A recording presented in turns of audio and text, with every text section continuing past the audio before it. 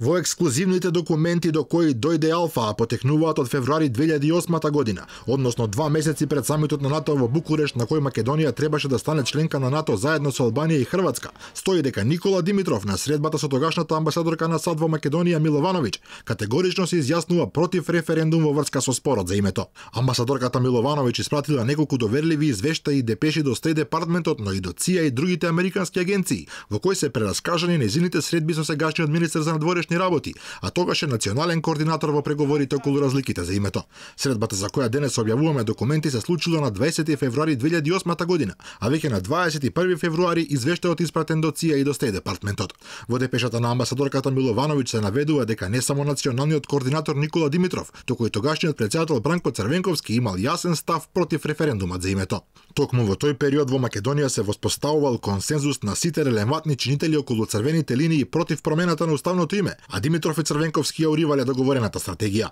10 години подоцна Никола Димитров како министер за надворешни работи става потпис на договорот со Грција, со кој Македонија се обврзува да го промени уставот, а името Северна Македонија да биде и за внатрешна и за надворешна употреба, да се ревидира историјата, да се менуваат личните документи. Изгора на се, заедно со Црвенковски ги повикуваат граѓаните да гласаат за на референдумот на 30 септември.